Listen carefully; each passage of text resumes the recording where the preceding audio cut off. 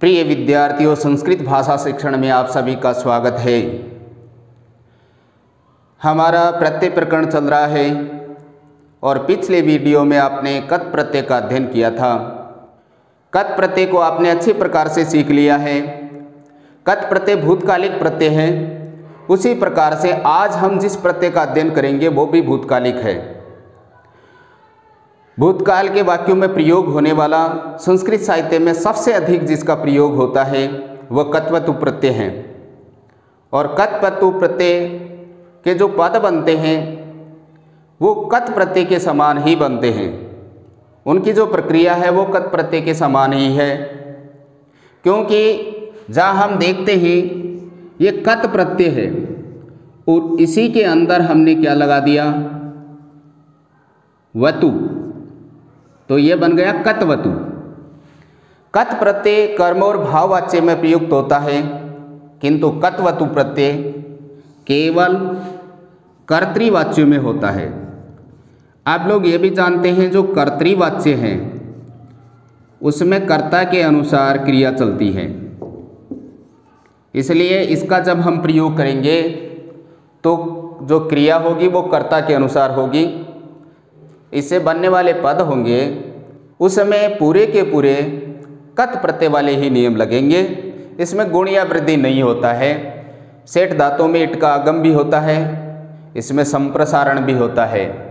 संप्रसारण के बारे में आप पहले पढ़ चुके हैं। तो इसमें जहाँ हम देखते हैं कतवतु में कै का लोप हो जाता है, उ का लोप हो जाता है और पीछे जो बचता है वो बचता है तवत, और यही मूल धातु के साथ में लगेगा।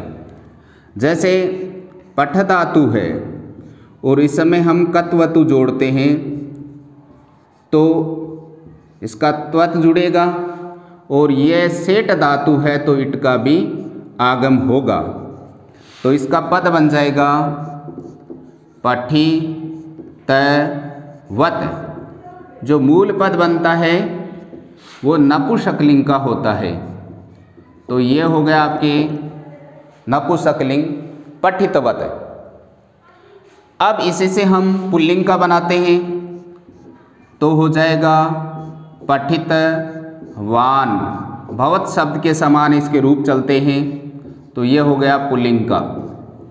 स्त्रीलिंग बनाना है तो इसका हो जाएगा पठितवती। इसके रूप नदी के समान चलते हैं और इन शब्द रूपों को आप लोगों ने पीछे के वीडियो में सीख लिया है। इनके रूप भी आपको आते होंगे यदि आपने ठीक से अभ्यास किया है तो इसका भवत की तरह जैसे नपुंसकलिंग में होता है भवत भवती भवंती, भवत भवती भवंती, तो वैसे ही पठितवत पठितवती पठितवंती। पुल्लिंग में भवान भवंतो भवन्तः भवन्तं भवन्तो भवतः भवता भवद्भ्याम भवद्भि, तो इसी प्रकार से पठितवान पठितवंतो पठितवन्तः, पठितवन्तं पठितवन्तो पठितवतः, पठितवता पठितवद्भ्याम पठितवद्भिः। इसी प्रकार से आगे रूप चलेंगे। इसके नदी की तरह पठितवती पठितवत्यौ पठितवत्यः, पठितवतीं पठितवत्यौ पठितवतीः, पठितवत्या पठितवतीभ्याम पठितवतीभिः। इसी प्रकार से इसके रूप चलेंगे। तो इसी प्रकार से हम हस ले देते हैं तो हसितवत हसितवान हसितवती, चल से चलितवत चलितवान चलितवती।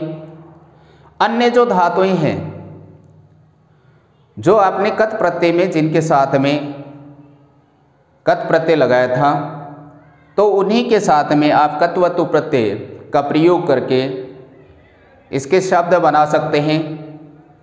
तो एक बार उनको पुनः पीछे वाले वीडियो को देख लीजिए। कत प्रत्यय का जो पहला वीडियो है उसी से ठीक प्रकार से समझ लीजिए। उसके बाद में आप कतवतु प्रत्यय को समझिए ताकि आप आसानी से इसके शब्द बना सकें। कत प्रत्यय से कतवतु प्रत्यय बनाना बहुत ही आसान है। जहाँ कत प्रत्यय के नियम है वही कतवतु प्रत्यय के नियम है। आपने देखा है कि कत प्रत्यय है उसमें वतु लगाते ही कतवतु होता है। तो इसी प्रकार से ये जो कत है उसमें यदि आप सभी में वतु लगा देते हैं तो कतवतु हो जाता है। और इसका रूप बनाने के लिए आपको केवल पुल्लिंग में वान जोड़ना है। जैसे लिख में कतवतु जोड़ते हैं तो लिखितवान हो गया। इसी प्रकार से सप में कत है वहाँ वतु जोड़ दिया, कतवतु हो गया। और इनके जो शब्द बनाएंगे उनमें भी पुल्लिंग के लिए हम जहाँ जात था उसमें वान लगा दिया, जातवान और गीतवान। ऐसे ही कृतवान और उक्तवान, श्रुतवान और दत्त से दत्तवान, इन सब के पुल्लिंग के रूप बन गए। स्त्रीलिंग में आप लोग वति जोड़ देंगे और नपुंसकलिंग में वत जोड़ देंगे। तो इसी प्रकार से आप कत प्रत्यय के माध्यम से आप कतवतु प्रत्यय के शब्द बना सकते हैं। यह बहुत ही आसान है। और अगले वीडियो में हम कत प्रत्यय से बनने वाले जो वाक्य हैं उनका अभ्यास करेंगे। तब तक आप कतवतु से बनने वाले शब्दों को बनाइए, अधिकाधिक अभ्यास कीजिए और निरंतर प्रयास कीजिए। मैं आशा करता हूँ आप इसके अधिकाधिक पद बनाएंगे। इसी आशा में जयतु संस्कृतम, जयतु भारतम, नमो नमः, पुनः मिलामः।